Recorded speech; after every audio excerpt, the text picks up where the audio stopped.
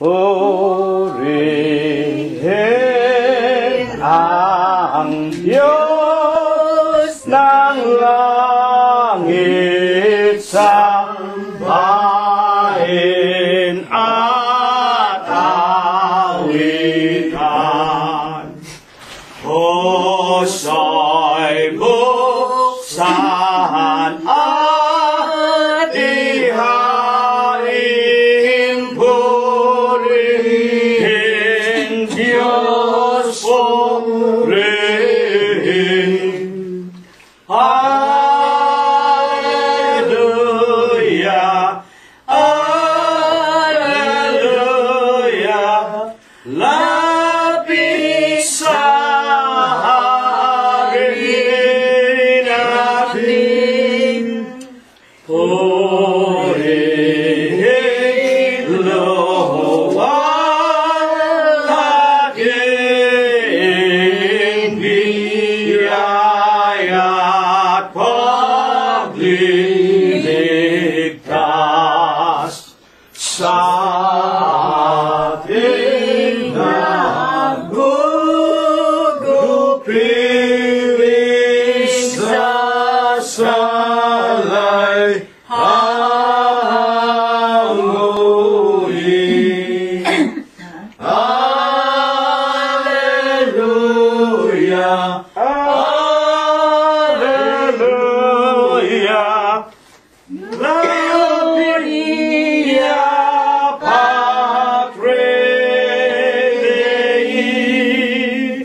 Ang Diyos ay naghihintay, siya ay nauuhaw.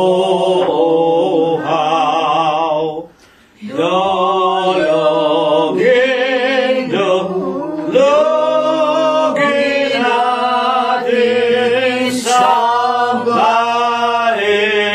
dumalangin. Hallelujah, hallelujah, Diyos na maawain.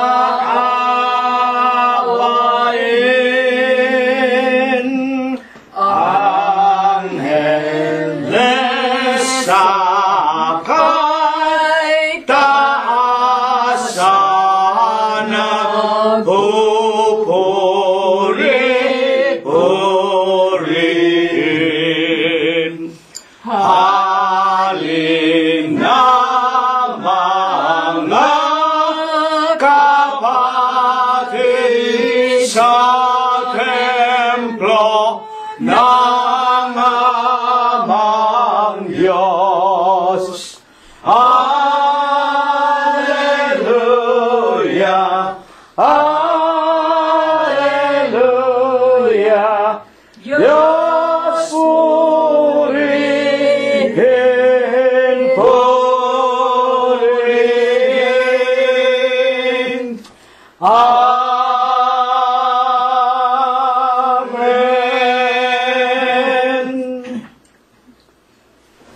Purihin ninyo ang Panginoon. Purihin ninyo ang Panginoon mula sa mga langit. Purihin ninyo ang Diyos sa kanyang mga kaitaasan. Purihin ninyo siya, ninyong lahat niyang mga anghel. Purihin ninyo siya, buo niyang mga hukbo, mga hari sa lupa, at lahat ng mga bayan, mga pangulo at lahat ng mga hukom sa lupa, mga binata at gayon din ng mga dalaga, mga matatanda at lahat ng mga bata. Purihin nila ang pangalan ng Panginoon, sapagkat ang kanyang pangalang mag-isa ay nabunyi. Ang kanyang kaluwalhatian ay nasa itaas ng lupa at ng mga langit. Purihin natin ang pangalan ng Panginoon. Magsiawit tayo sa Diyos ng mga bagong awit at ng kanyang kapurihan sa kapisanan ng mga banal, sa makatwid baga sa loob ng iglesia ng Diyos kay Kristo Jesus, sapagkat kanyang pagagandahin ang kaligtasan ng mga maaamo. Purihin natin ang pangalan ng Panginoon. Purihin natin ang Diyos sa kanyang sanktuaryo. Purihin natin siya sa langit ng kanyang kapangyarihan. Purihin natin ang Diyos dahil sa kanyang mga makapangyarihang gawa. Purihin natin ang Panginoon ayon sa kanyang marilag na kadakilaan at purihin ng lahat ng mga bagay na may hininga. Purihin nila ang pangalan ng Panginoon. Amen. Tayo po, mga kapatid, ay mga papatuloy ng pagpupuri natin at mga pagluwalhati sa pamamagitan po ng pag-aalay pa natin ng mga awitin, 42 sa atin pong mga himnaryo. Pasalamat ang siyang hinahanap, ihandog ng lahat, ito lang ang tanging maibabayad sa Kanya. Paglingap, pasalamat, huwag lilimutin,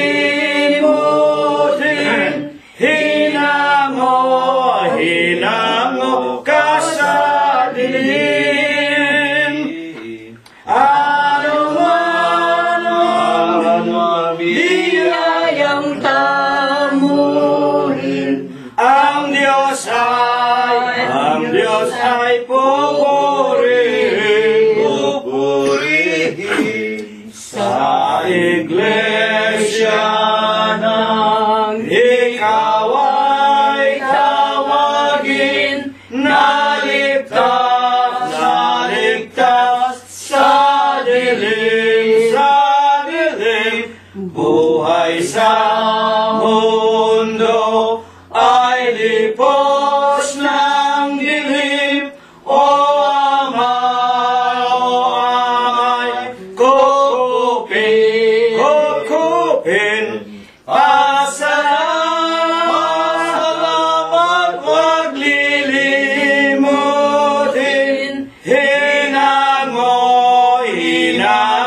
ka sa dilim. Ano mang biyayang tamuhin, ang Diyos ay pupurihin.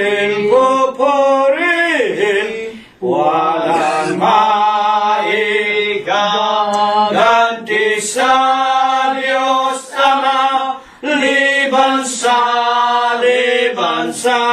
awitan, pasalamatan natin, papurihan hanggang sa libingan. Pasalamat, huwag lilimutin, hinango ka sa dilim. Ano man biyayang tamuhin, ang Diyos ay pupurihin. Patuloy po nating papurihan at sambahin, luwalhatiin ang banal at malinis na pangalan ng ating Panginoong Hesukristo. Numero 90 po ang ating aawitin. Si Jesus ay ating ulinigin, sa Kanyang mga tagubilin, sa Ebanghelyo niya'y basahin, upang tayo'y hindi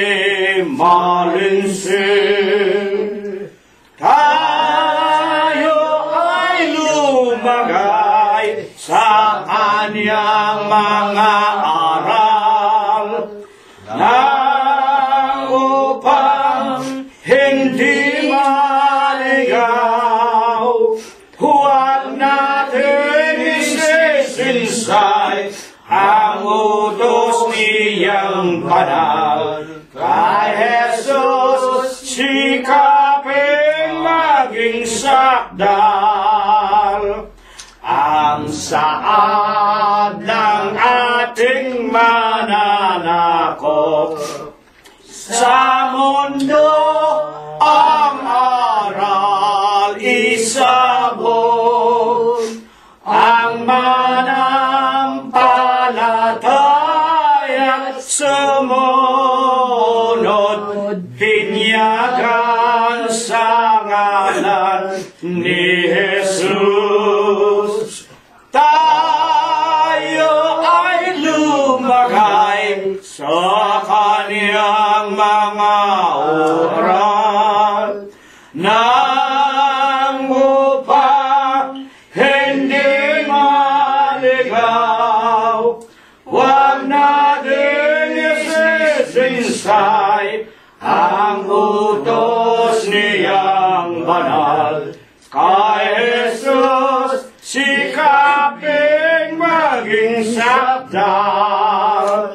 Ayon sa banal na kasulatan, magsisilub ang kailangan. At sa kay Jesus lumalaan, siyang tanging dapat binyagan.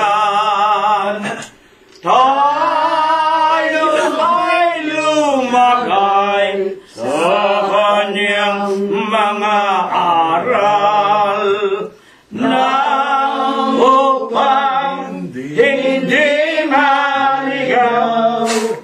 Huwag natin isisinsay ang utos niyang banal. Kay Jesus, sikaping maging sakdal. Kung ang kaligtasan ang hanap mo, magsisig magbinyag kay Kristo. Manampalataya kang totoo, tumalima sa Ebanghelyo. Tayo ay lumagay sa kaniyang mga aral nang upang hindi maligaw. Huwag natin isisinsay ang utos niyang banal. Kay Jesus, sikapin maging sakdal. Dakilang Panginoon po naming Diyos, Ama na lubha kapong kagalang-galang, ikaw po ay Diyos na sadya kapong kapita-pitagan, nag-iisa kapong Diyos na buhay, ang may-ari, ang lumalang ng lahat ng mga bagay, ang pinakamakapangyarihan kapo sa lahat. Ama na sakbibi ka sa iyong pag-ibig, sagana ka po sa kagandahan ng iyong mga kalooban, dakila ka po sa iyong mga pagbibiyaya, datapwat ikaw po ay Diyos na napakabanayad sa iyong mga kagalitan. Ama na ikaw ang nag-iisa at buhay na Diyos.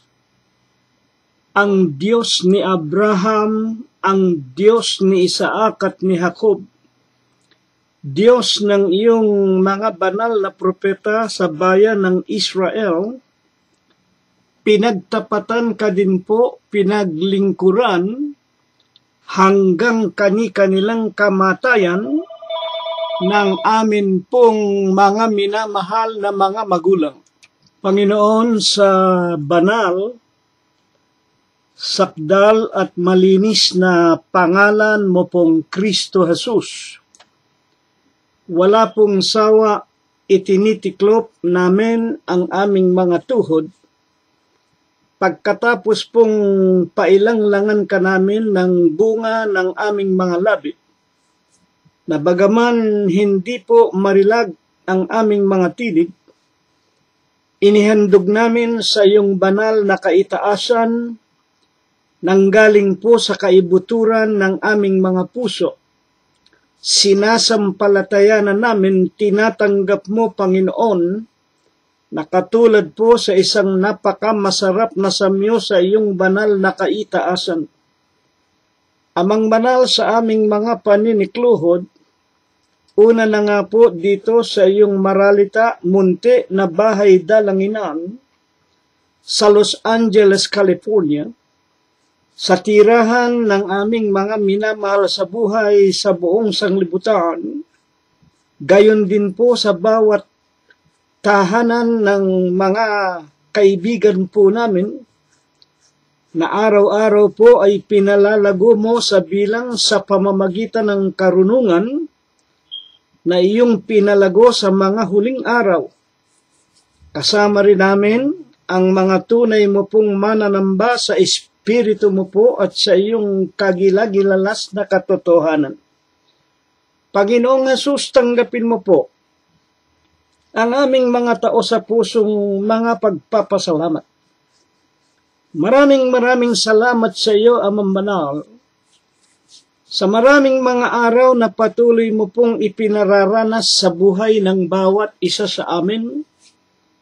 Hindi mo po kami binabawian ng aming mga hiram na buhay. Pinananatili mo rin ang aming mga kabiyak ng puso, ang aming sariling mga anak, mga manugang, mga apo, kasangbahay at kamag-anakan sa laman. At lubusan po naming inaasahan, sinasampalataya ng patuloy mo ring kinahahabagan, pinagpapala ang lahat ng mga kaisang palad namin na nakikipagkaisa sa Espiritu.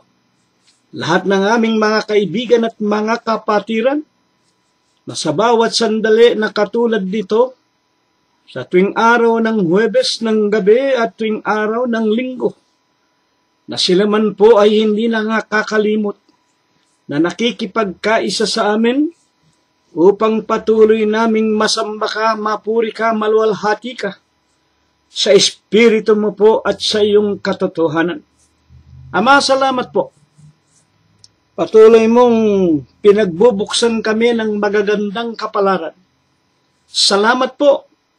Pinakakain mo kami sa araw-araw, dinaramtaan. Pinalalakas, pinagagaling ang aming katawan. Salamat higit sa lahat. Lalo mong pinatitingkad, pinatitibay ang aming pananampalataya na minsan po lamang ibinigay mo sa aming mga hiram na buhay. Amang Banal, sa Huwebes ng labing ito, nauuhaw po, nagugutom ang aming mga kaluluwa. Muli mo po sanang turuan ang bawat isa sa amin.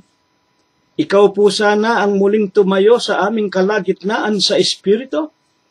Kasangkapanin mo lamang ang hamak, pinakamaliit, pinakamangmangmong nilalang, na sana, Amang Banal, banalin mo ang kanyang puso, linisin mo ang kanyang kalooban, pagkalooban mo sana siya ng mga katalinuhan, ng lahat ng mga kaalaman at kahiwagaan ng iyong banal na kaharian sa langit. Bigyan mo rin sana ng bis at kapangyarihan ang kanyang tinig, na kung aming mapakinggan ang kanyang mga itinuturo sa amin. Siya po sana ang una mong gawing sumasampalataya at sumusunod sa lahat ng kanyang iniaaral. At kung magkagayon kaming lahat na nagsisipakinig, bagbagin mo nawa ang aming mga puso, buksan mo po ang pintuan ng aming mga kaluluwa. Lalo na nga po ang lahat ng aming mga kaibigan, tumubo sa kanilang mga kalooban ang iyong mga banal na aral. Tanggapin ka po nilang lahat at magkusang loob na magsitanggap ng banal na bautismo sa pangalan ng Ama, Anak at Espiritu Santo sa makatidbaga sa Iglesia ng Diyos kay Kristo Jesus. Sa huling araw na ito, lahat kami makasalubong sa iyong ikalawang pagparito, lahat kami makapasok sa ipinangangako mo pong buhay na walang hanggan.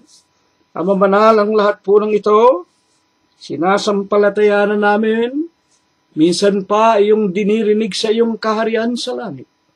Ito po ang iyong ibabasbas, ang iyong ibebendisyon sa bawat isa sa amin, hanggang sa lahat ng aming mga minamahal sa buhay, sa pangalan mong Kristo Jesus, magmula ngayon, magpakailanman. Amen. At ngayon ay atin na pong ihanda ang ating mga sarili, ang ating mga puso at ang ating mga kaluluwa at ang ating mga pag-iisip. Higit na nga po ang ating mga pakikinig, sapagkat atin na pong pasisimulan ang pinakamahalagang bahagi ng ating pagsamba sa Panginoon Diyos. Ang pinakamahalaga, wala pong iba kung hindi ang pakikinig ng mga banal na aralin na ibig po ng Diyos na ating mapakinggan at kapulutan natin ng mga banal na aral, na ito po ang kung ating susundin at uunawaing mainam, ito po ang magiging susi ng kaharian ng langit, upang tayo po ay makapasok doon. Huwag po nating kalimutang tawagin na ang ating mga kasangbahay. Una na nga po ang ating mga kabiyak ng puso, ang ating mga anak, mga manugang, mga apo, kamag-anakan sa laman. Charity must always begins at home. At kung meron na tayong mga panauhin, huwag po muna natin silang pauuwiin. Ipag-anyaya po natin na sila man ay makinig ng mga salita ng Panginoong Diyos, na walang iba kung hindi ang ating Panginoong Hesukristo sa pamamagitan po ng pagbabasa natin ng banal na kasulatan. Huwag po nating ikakahiya ang Panginoong Hesukristo, lalo na nga po ang pangalang Iglesia ng Diyos kay Kristo Jesus. Kapag ikinahiya natin ang ating Diyos, sa ikalawang pagparito, siya rin po ang nagsabi, kapag ako ay inyong ikinahiya, ikakahiya ko rin naman kayo sa harap ng mga anghel ng aking Ama sa langit. Na ang ibig lang sabihin, ay hindi tayo makakapasok sa langit. Hindi niya tayo kikilalanin. Kaya nga, kunin na natin ang ating mga Biblia at pasisimulan na po natin ang ating pag-aaral. Buksan po natin ang aklat ng Ecclesiastes. Ang aklat po ng mangangaral na sang-ayon po sa ating mga pag-aaral, ito po ay ipinasulat ng Diyos kay Solomon na anak ni Propeta David na sumunod na ikatatlong hari sa bansa ng Israel. Sa kanya pong King James Version, tulad po ng ating ginagawa, babasahin muna natin sa English na pinanggalingan. Sa Ecclesiastes chapter 5 and the verse is 4, When thou vowest a vow unto God, defer not to pay it, for he hath no pleasure in fools. Pay that which thou hast vowed. Sa Tagalog po, Ecclesiastes Kapitulo 5, versikulo 4, sa Bibliang Tagalog, sa kanyang pagkasali noong taong 1905, na ito po ang dinala sa atin ng mga Amerikano at isinalin din sa iba't ibang wika sa ating bansa, sa Kapampangan, sa Ilocano, sa Kabisayaan, Hiligaynon, Ilonggo, at kung ano-ano pa. 5:4 ng Ecclesiastes. Pagka ikaw ay nananata ng panata sa Diyos, huwag kang magliban ng pagtupad, sapagkat siya, ang Diyos, walang kaligayahan sa mga mangmang. Tuparin mo ang iyong ipinanata. Dito po ay masasabi natin, Englishman at Tagalog, wala pong pagkakaiba. Na dito po sa ating paksa, ang tinutukoy po ng Diyos, yung kanyang mga alagad, yung kanyang mga lingkod, yung mga anak ng Diyos. Pagka ikaw ay nananata ng panata sa Diyos, alam naman natin kung ano yung tinatawag na panata. Yan po ang ating ipinapangako. Pagka tayo raw ay nangangako sa Diyos, hindi po sa tao, huwag kang magliban ng pagtupad, sapagkat siya ay walang kaligayahan sa mga mangmang. Pag hindi mo pala tinupad yung ipinangako mo sa Diyos, ipinanata mo, ikaw pala magiging mangmang sa Diyos. Tuparin mo ang iyong ipinanata.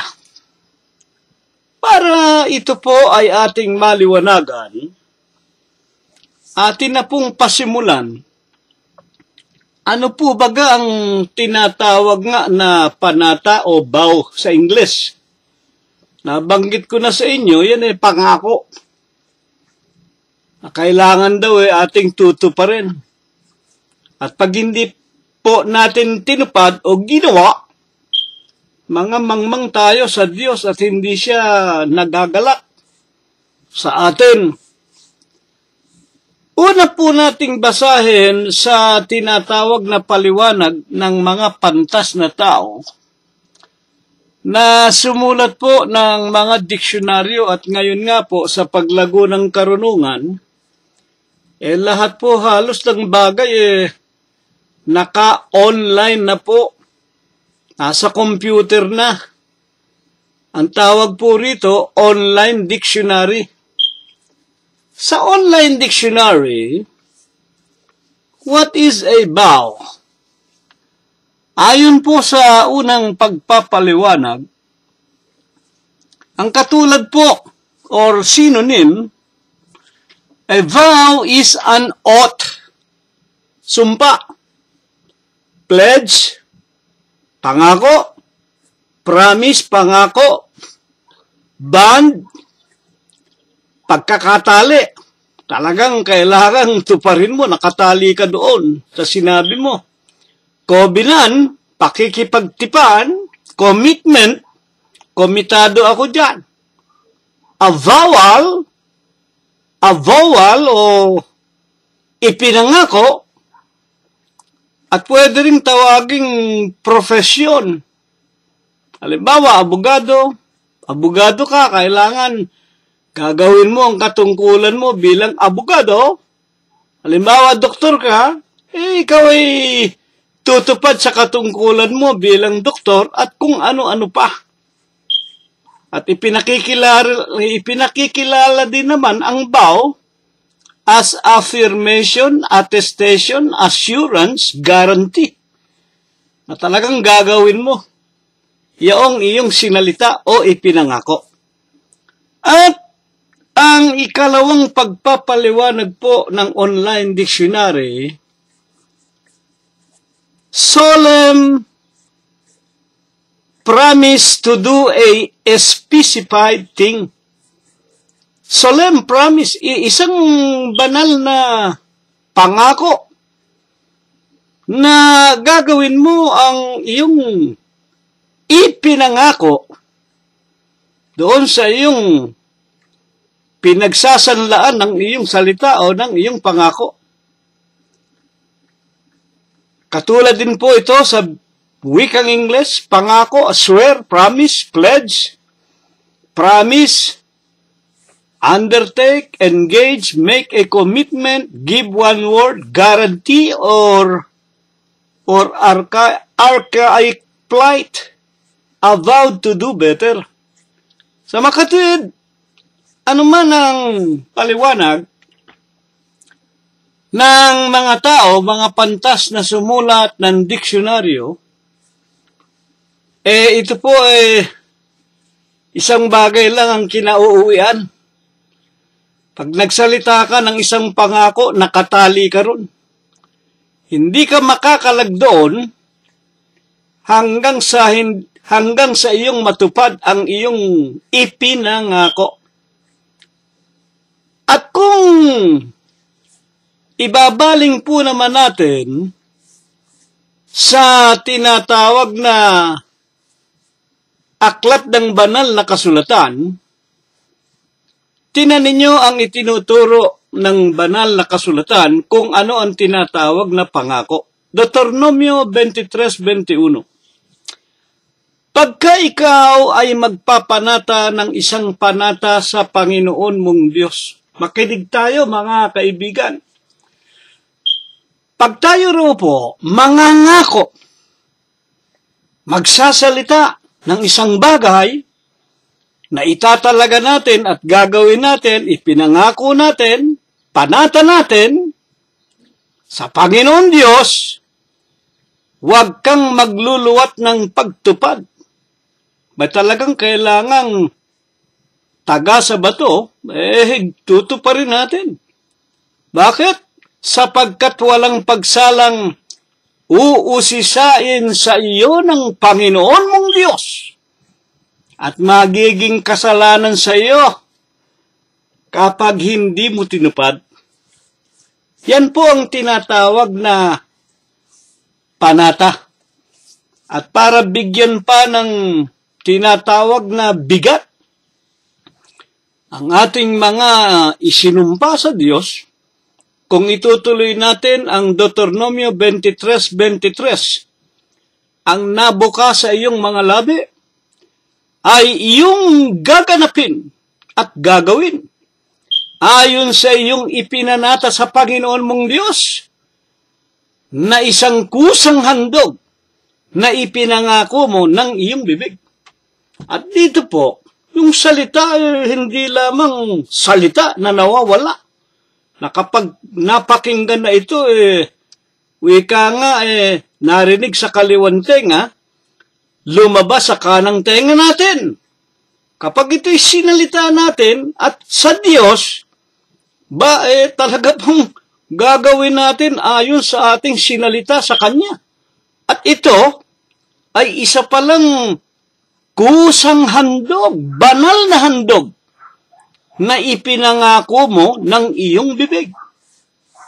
Ngayon, mga iginagalang na mga tagapakinig po namin, meron po baga tayo para po lalong maging matatag ang ating pag-aaral, meron po baga tayong mababasa na lingkod ng Diyos na nagbitiw ng isang panata at hindi niya nilimot at ito ay kanyang isinakatuparan. Isang halimbawa na lamang po na napasulat sa kasaysayan ng Biblia, ang isang tao ng Diyos na ng kanyang kapanahunan isang masigasig na mandirigma, kapanahonan po ng paghahari ng mga hukom noon. Wala pa yung mga hari ang nangangasiwa sa bayan ng Diyos, yung tinatawag na mga hukom.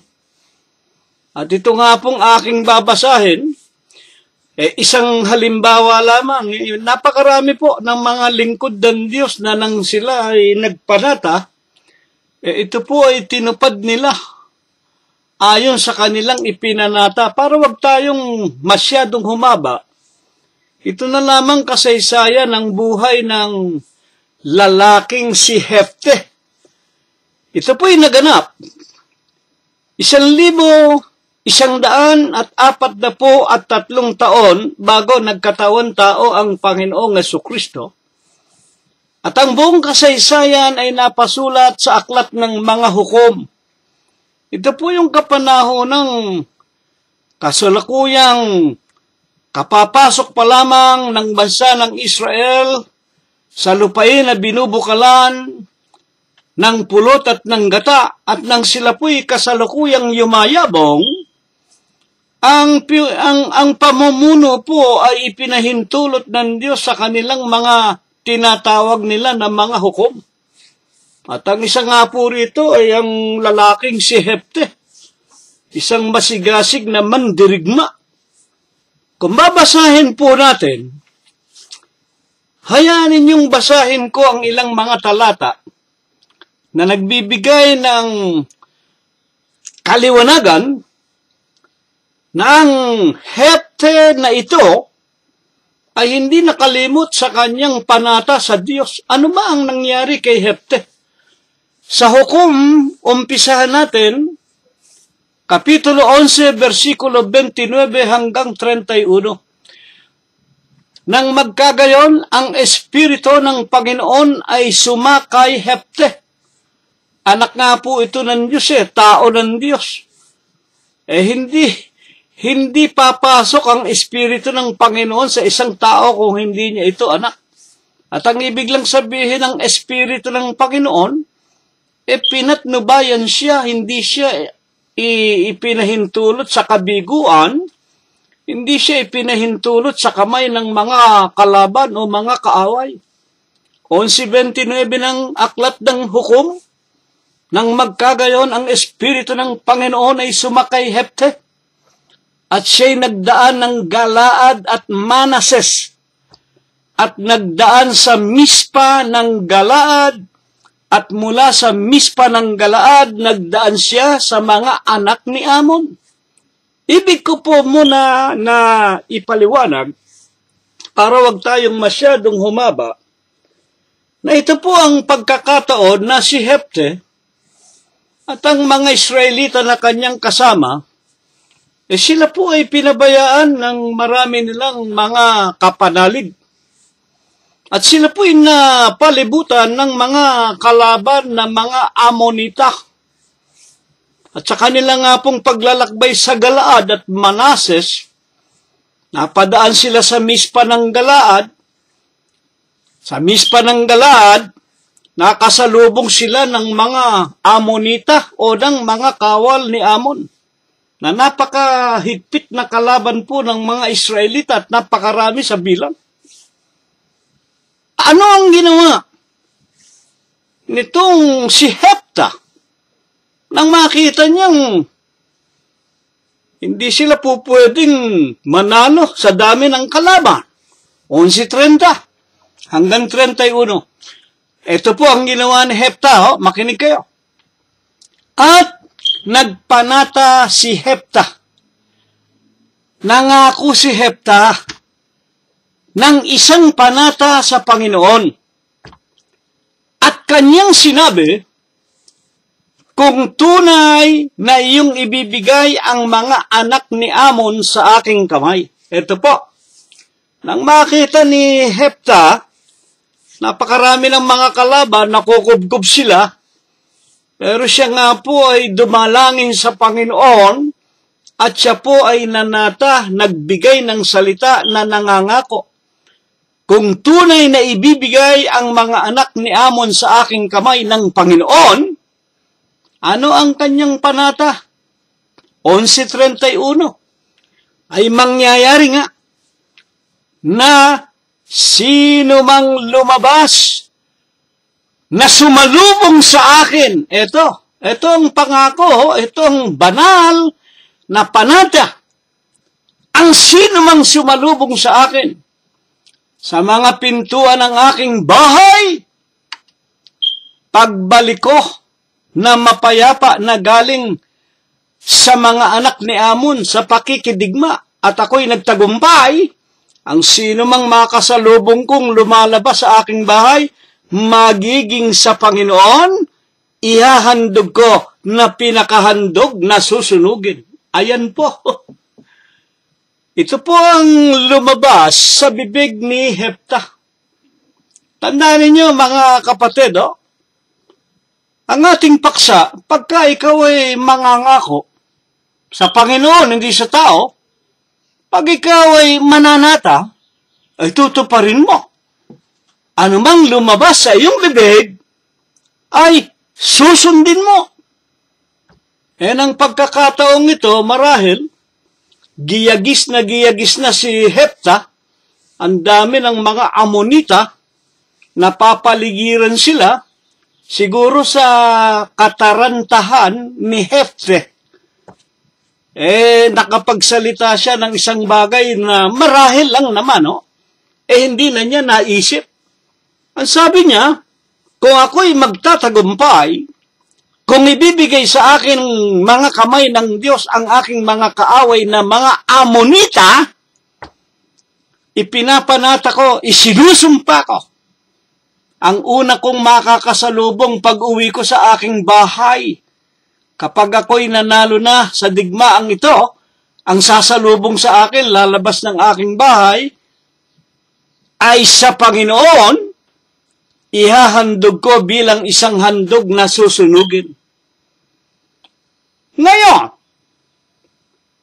nagtagumpay nga po baga si Hepta at sino ang sumalubong sa kanya?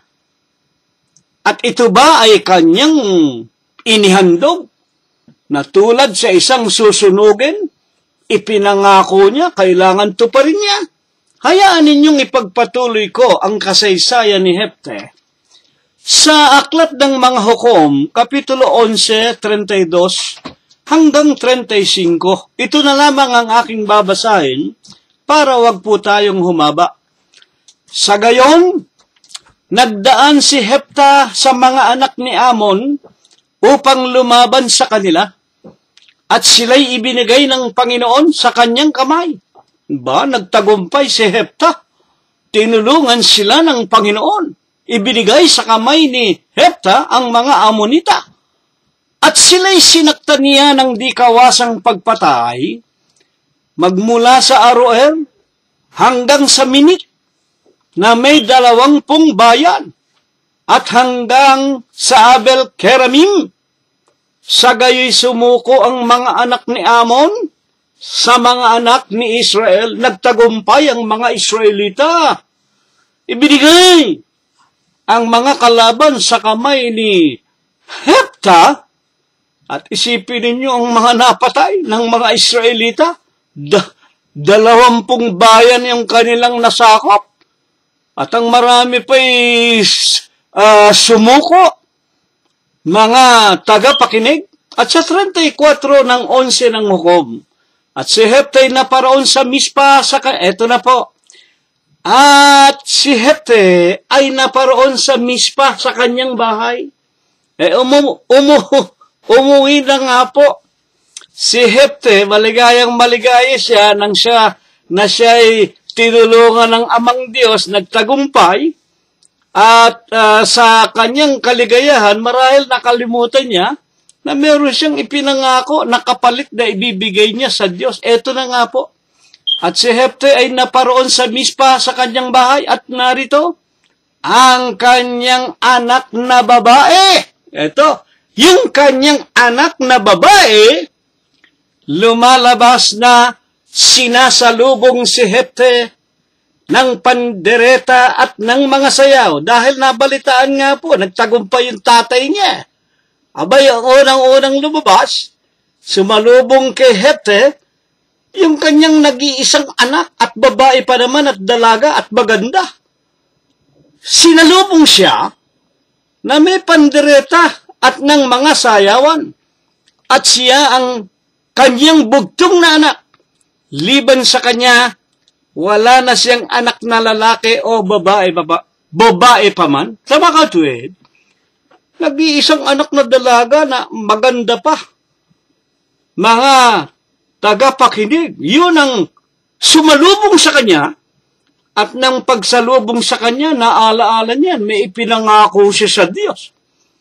11:35 at nangyari, pagkakita niya sa kanya, nakita ni Hepte, yung anak na babae, na nag-iisang anak na dalaga, na kanyang hinapak, sinira niya ang kanyang damit. At sinabi, sa aba ko, naalaala niya yung pangako niya. Ibigay lamang sa akin ng Panginoon ng mga Amonita at ako'y magtagumpay, isinusumpa ko, pag-uwi ko ng bahay, kung sino ang sasalubong sa akin sa Panginoon, ihahandog ko bilang handog na susunugin. Nagkataon naman, ang lumabas para salubungin siya yung kanyang nag-iisang anak na dalaga. Sa aba ko, aking anak, ang sigaw ni Hepte, pinapagpakumbaba mo akong lubos at ikaw ay isa sa mga bumabagabag sa akin, sapagkat aking ibinuka ang aking bibig sa Panginoon at hindi na ako makapanunumbalik.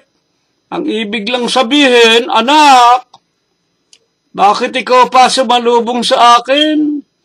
Naisumpa ako sa Panginoon, hindi ko na ito mababawi. Sa madalit sabi, ay ibinalita ni Hepta sa kanyang anak na dalaga. Ano po naman baga? Ang banal na ipinayo ng kanyang anak. Tumutol po baga yung anak na dalaga ni Hepta? Ituloy po natin sa aklat din ng mga hukom, 11:36 hanggang 38. At sinabi niya sa kanya, ama ko, ito po, palibhasa, anak din naman ito ng Diyos. At sinabi niya sa kanya, ama ko, tatay ko, iyong ibinuka ang iyong bibig sa Panginoon, gawin mo sa akin ang ayon sa ipinangusap ng iyong bibig. Tatay, kung anong ipinangako mo, ipinanata mo, gawin mo sa akin. Palibhasa, may pananampalataya itong batang ito at isang Israelita, yamang ipinanghiganti ka ng Panginoon sa iyong kaaway, nakakakilala yung anak na dalaga. Yung Panginoon Diyos, hindi nagsinungaling sa iyo. Tinupad ng Diyos yung ipinangako niya sa iyo na ibibigay sa iyong mga kamay ang iyong mga kaaway at ililigtas ka, makatwiran lamang na bayaran mo naman ang ipinangako mo na ako ay iyong ihahandog sa kanya. Gawin mo, ama. Sa makatwid baga, mga magulang, yung ipinangako ni Hepta na ang unang sasalubong sa kanya pag-uwi niya na nagtagumpay, susunugin bilang handog sa Panginoon. Sabi ng anak, itay, sundin mo ang iyong ipinanata sa Panginoon. Napakaganda po ng ating pag-aaral. Ngayon, pagkatapos po na mapakinggan natin ang katotohanan ito, na maging yung kanyang anak ay hindi tumanggi at pinag-utusan pa siya, gawin mo kung ano yung sinabi mo. Mga ginigiliw na tagapakinig, ano naman ang iginante? Isinagot ng kanyang ama. Sa 11:37, dito po meron tayong aral na napulot na hindi po mabuti na tayong mga anak ng Diyos, basta na lang magbubukas ng ating bibig na hindi na natin iniisip Sa pagkakataon ngang iyon, masasabi natin sa katarantahan ni Hepta, at marahil ninervous na rin siya at ang mga kasamang Israelita, nakukubkob sila ng napakaraming bilang ng mga kaaway ng mga Amonita. Kaya hindi na niya naisip, hindi na niya napag-aralan yung kanyang ipinangako na ang sino mang lalabas ng aking bahay at sasalubong sa akin, magiging sa kamay ng Panginoon, ihandog ko na susunugin. Ano nga ang sagot naman ni Hepta nang ang kanyang anak ay magsalita na may katalinuhan at may pananampalataya sa Diyos? Gawin mo, Panginoon, gawin mo, Ama, gawin mo, Tatay, ang ipinangako mo, ihandog mo ako. 11:37 ng aklat ng mga hukom. At sinabi ni Hepta, at sinabi ng anak sa kanyang ama, ano lang ang hinihiling ng kanyang anak bago siya ihandog. At sinabi niya sa kanyang ama, ipagawa mo ang mga bagay na ito sa akin. Humiling lang ng isang kahilingan sa ama ang kanyang anak. Ano ang hiniling? Pahintulutan mo lamang ako ng 2 buwan. Bigyan mo lamang ako. Ang ibig sabihin, bigyan mo lamang ako ng tregwas na 2 buwan, 2 months, upang ako ay yumaon sa mga bundukin, paparoon ako sa mga bundok, at aking itatangis ang pagdadalamhati niya bago siya ihain, bago siya patayin. Aking itangis ang aking pagkadalaga, ako at ang aking mga kasama. 11:38, at kanyang sinabi ni Hepta, yumaon ka, anak, at pinapagpaalam niya siyang 2 buwan, at siya yumaon, siya at ang kanyang mga kasama, at itinangis ang kanyang pagkadalaga sa mga bundukin. At hindi ko na po itutuloy ang mga sumunod na nangyari. Basahin ninyo sa inyong mga Biblia sa bahay. Ayon po sa kasaysayan, nang matapos na nga po ang tregwas na 2 buwan, na hiniling niya sa kanyang ama na pahintulutan siyang, wika nga magdaos ng kanyang kapighatian sa bundok. At siya ang kanyang pagkadalaga, kanyang luhaan at iyakan, ni hindi na niya naranasan ng magkaanak at mag-asawa. Ayon po sa kasaysayan ng buhay ni Hepta, naganap nga po yung hinihiling ng anak na siya nga po ay naihandog bilang isang handog na susunugin.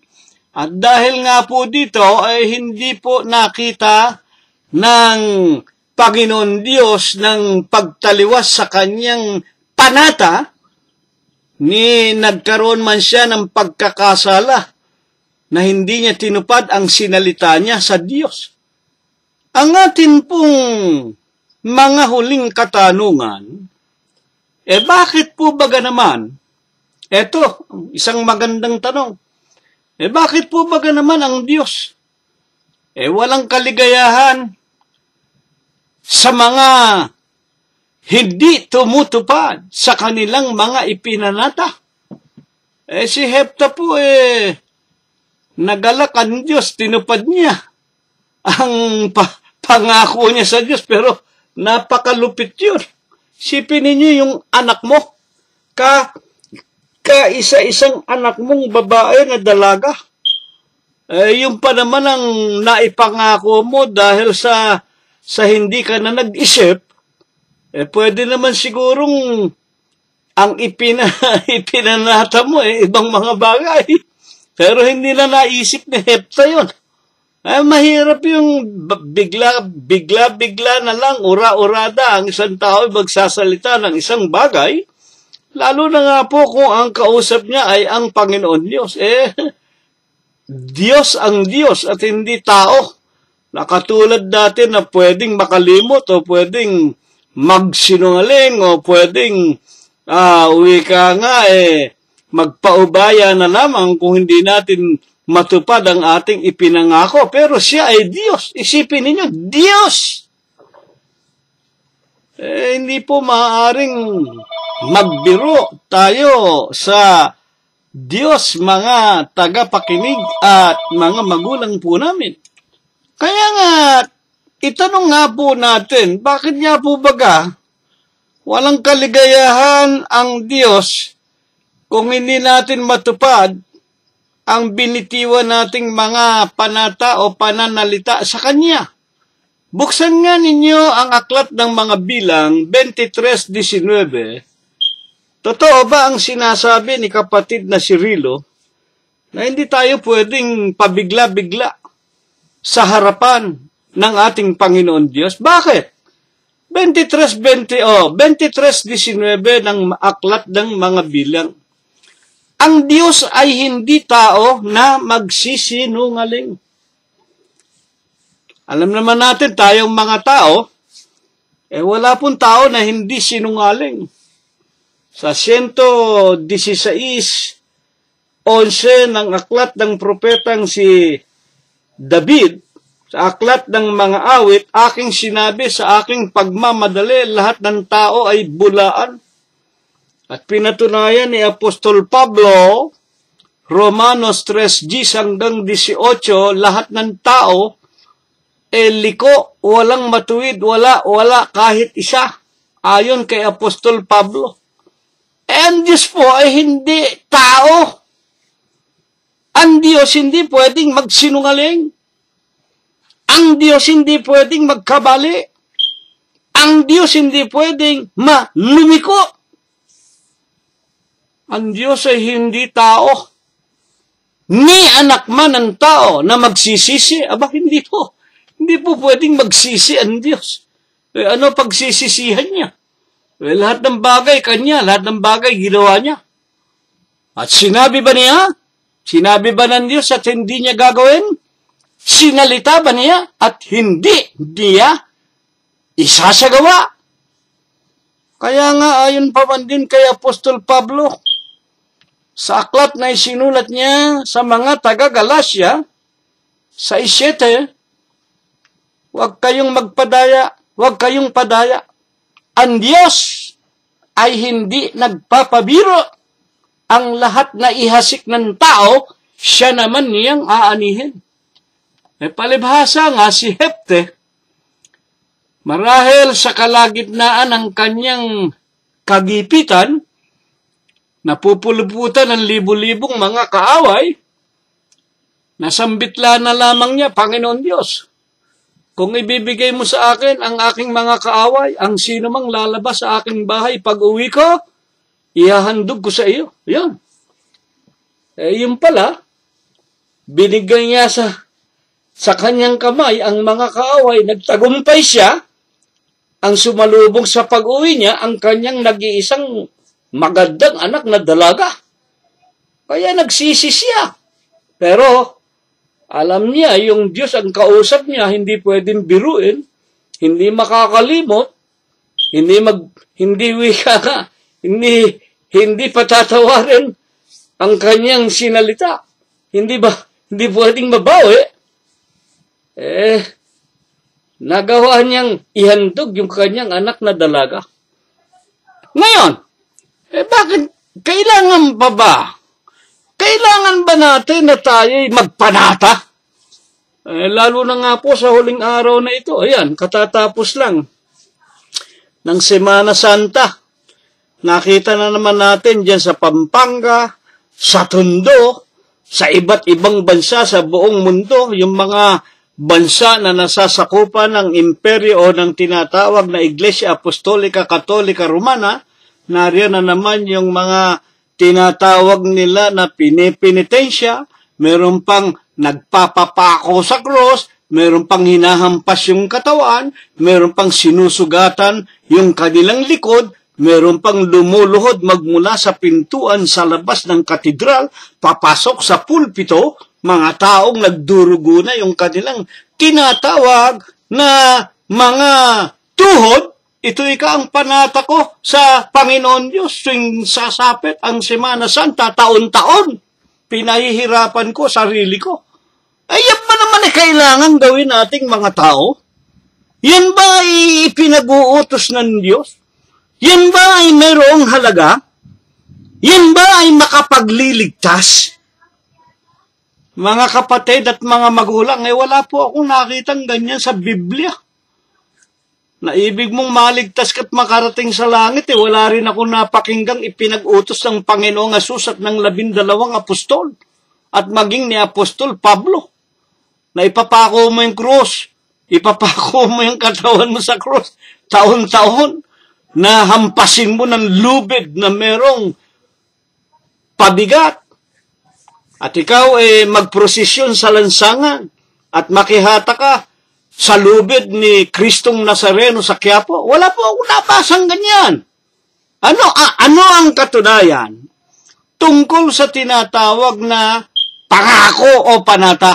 Pabayaan ninyo ang Biblia ang magpaliwanag, hindi ako. Sa kanyang Deuteronomy, King James Version, chapter 23 and the verses 22. Let us read it first from the original English Bible. But if thou shalt forbear to bow, it shall be no sin in thee. Ano po ibig sabihin dito? Ito po ay original King James Version, no? If thou shalt forbear to bow, it shall be no sin in thee. Sa Tagalog, basahin natin. Ngunit, kung ikaw ay magbawang manata. Dito po sa Tagalog kasi, kung minsan yung nagsalin nito, palibhasa, nung unang panahon pa, yung mga makata natin, yung mga magaling sa Tagalog, hindi natin maintindihan yung kanilang malalalim na Tagalog. Isipin ninyong, kung ikaw ay magbawang manata, para kang magbabawang. Parang nagtitinda ka ng bawang. Ngunit, ang ibig sabihin nito, ngunit kung ikaw ay magbawang manata o hindi manata, walang kabuluhan mo ang panata, ngunit kung ikaw ay magbawang manata, hindi ka manata, ang ibig lang liwanagin. Ngunit kung hindi ka manata, ay hindi magiging kasalanan sa iyo. Wala naman po talagang ipinag-uutos ang Diyos na mananata ka . Nung unang panahon pa nga, panahon pa ni Moses mga tagapakinig, maski panahon pa ni Abraham, maski panahon pa ni Eva at ni Adam, wala akong nakita at narinig, nabasa sa Biblia magmula Genesis hanggang Apokalipsis, na nag-utos ang Diyos na kayo mananata kayo, ha? Na kayo ay magpapapako kayo sa krus, na kayo hahampasin ninyo, parurusahan ninyo ang inyong sarili, ha? Na kayo ay luluhod kayo, lalakad kayo paluhod, magmula sa kalye hanggang sa loob ng inyong mga katedral at mga kapilya. Wala po niyan. Kaya maging sa Bibliang English, Deuteronomy, chapter 23 and 22, but if thou shalt forbear to bow, na kung liliwanagin, na kung ikaw ay hindi man manata, it shall be no sin, hindi kasalanan. Kaya wala po yan. Basura po yan. Yan ay mga salit-saling sabi ng tao, yan ay katha ng tao, tulad ng isinulat ni Apostol Pablo kay Tito, 1:14 kay Tito, ang sabi niya, mga tagapakinig na huwag mga kinig sa katha ng mga Hudyo. Ayan ang mga katha ng mga Hudyo. At sa utos-aral ng mga tao, ayan, utos-aral ng mga tao yan. Pagbahal na araw, huwag kang kakain ng karne. Sabi ng mga pare, huwag kang tatalon, masasaktan daw ang Diyos. Sipin ninyo mga nako, yan ay salit-saling sabi ng huwag ka raw maliligo pag Biyernes Santo. Tinamaan Ay, nako. Utos. Katha ng mga Hudyo at utos aral ng mga tao na nagsisisinsay sa katotohanan. Kaya po yung mga pangako, panapanata, wala yan.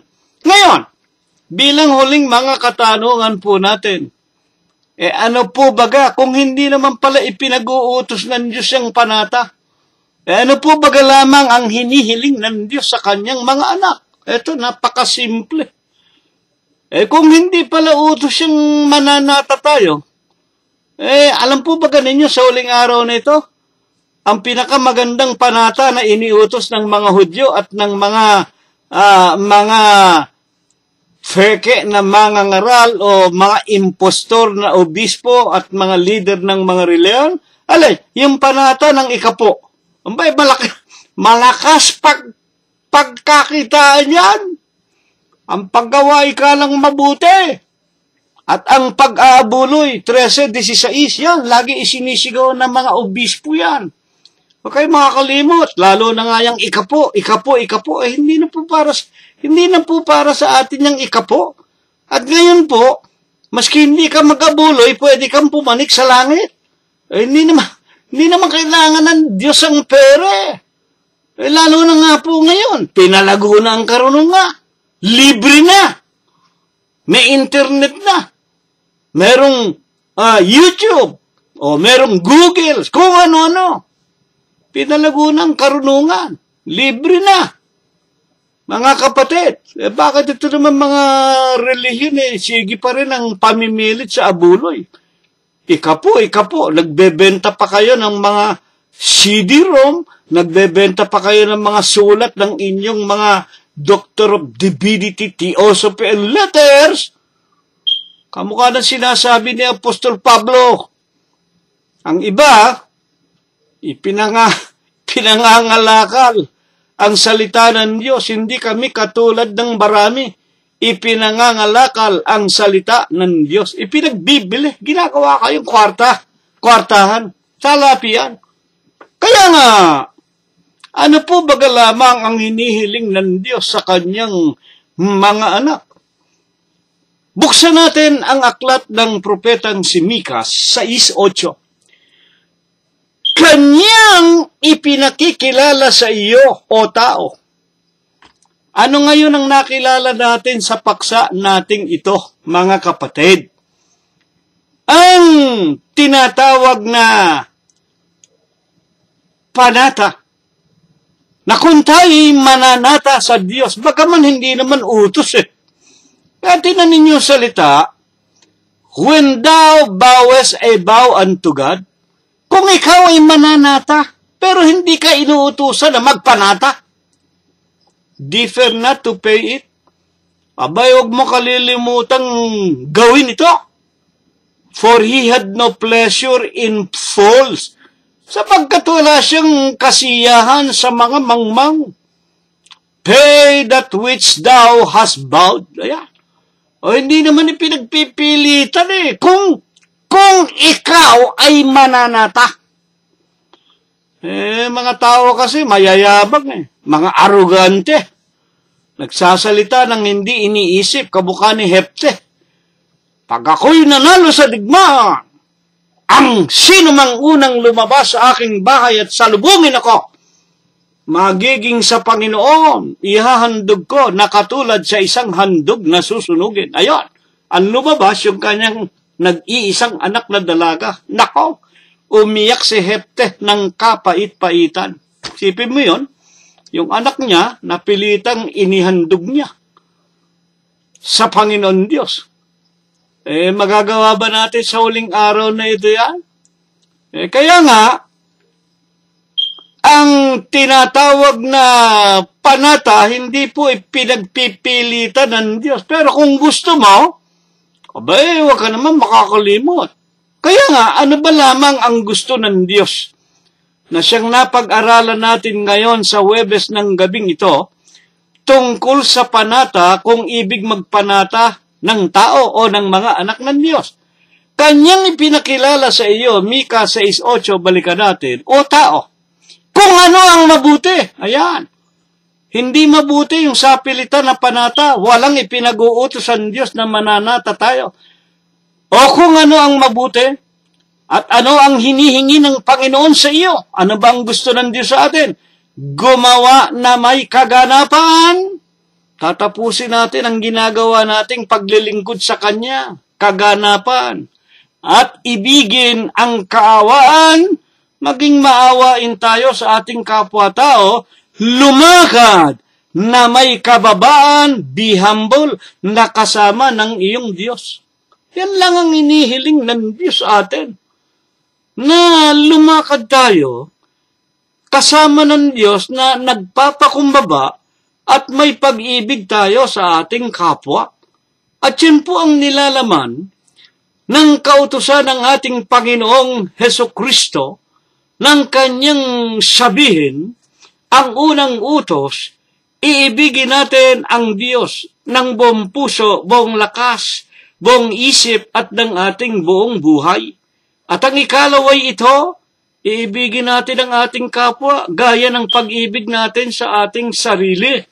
Ang masama sa atin, huwag nating gagawin sa kapwa-tao natin. Sa dalawang utos na ito, nauuwi na ang 2 tapyas na bato at ang lahat ng kautusan ng mga propeta.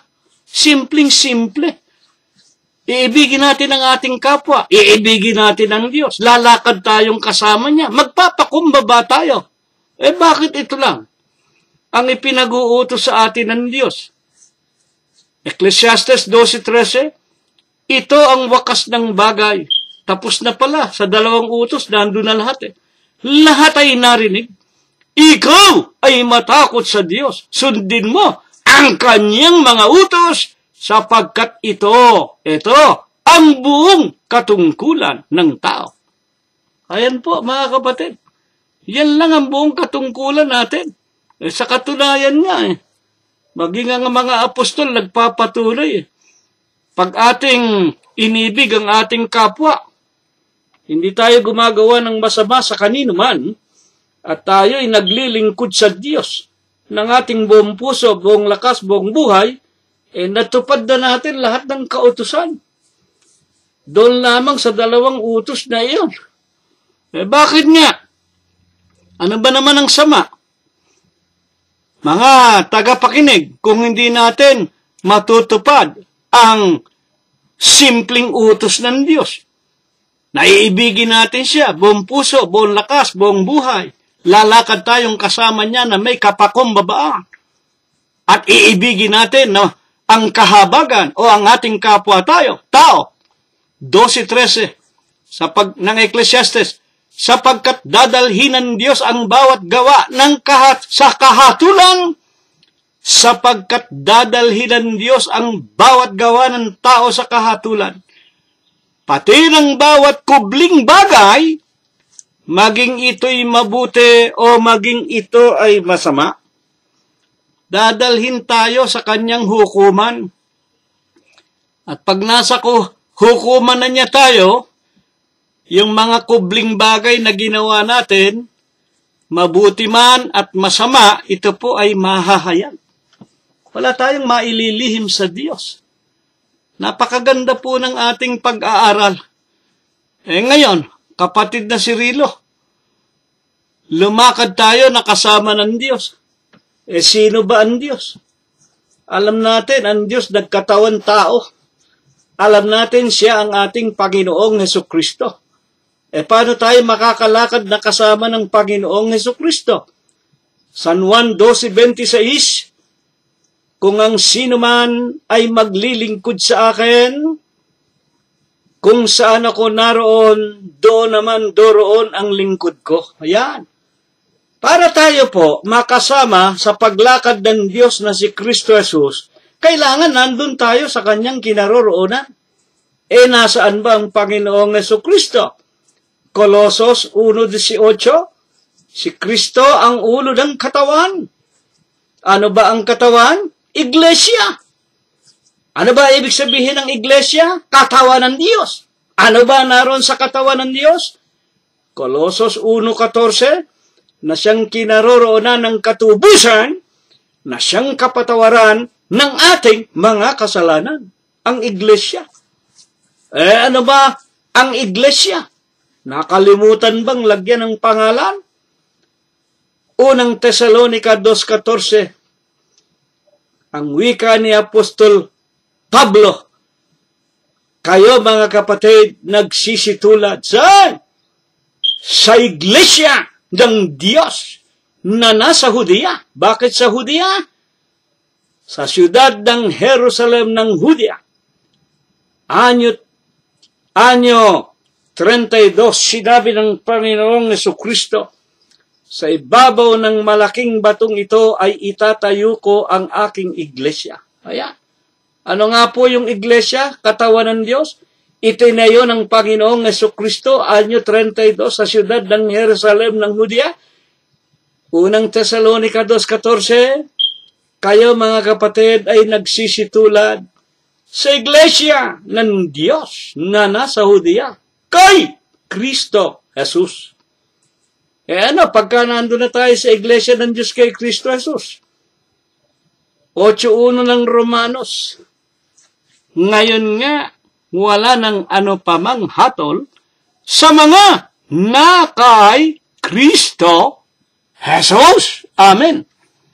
Kaya mga kapatid, dito po namin kayo lahat inaanyayahan. Dito po tayo lahat magsama-sama. Dito po kayo magkusang loob. Magsitanggap kayo ng banal na bautismo sa pangalan ng Ama, Anak at Espiritu Santo sa iglesia po ng Diyos. Wala pong sapilitan na ipatutupad sa atin. Lahat ng bagay tayo rin ang magpapasya. Lahat ng bagay, mga kapatid, sa ikabubutit, ikaliligtas natin. Ang gusto lamang ng Diyos, lumakad tayong may kapakumbabaan na kasama niya sa iglesia ng Diyos kay Kristo Jesus. Mga tagapakinig, tumatawag ang Diyos, magsama-sama tayo dito. Hindi natin kailangan ng penitensya. Hindi natin kailangan na ika po. Hindi natin kailangan ng mga sapilitang kautusan. Dito po, isang bagay lang ang nais ng Diyos. Sa unang Korinto, Kapitulo 15, 1 at 2. Ayon kay Pablo, ligtas kayo kung matama ninyong sinusunod. Ang alin? Ang ebanghelyo na sa inyo ay aming ipinangangaral, maliban na kung kayo'y nagsisampalataya ng walang kabuluhan. Ito nawa ay pagpala. Ito nawa ang ibasbas sa atin ng Diyos magmula ngayon, magpakailanman. Amen. At ngayon ay tanggapin natin ang walang hanggang pag-ibig, ang walang hanggang pagbibiyaya, ang pakikipisan, ang kaaliwan, ang pamamatnubay at ang kagalingan, ang hindi maulatang banal na biyaya, basbas at bendisyon, pagliligtas at pagpapagaling ng kanyang banal na espiritu. Ito nawa ang kanyang ibasbas at ibendisyon sa ating lahat, magmula ngayon, magpakailanman. Amen. Kapayapaan ang sumaatin mga kapatid, purihin ang pangalan ng Panginoong Jesucristo hanggang sa darating na linggo po kung tayo po'y binubuhay pa. Maraming salamat po sa inyong lahat.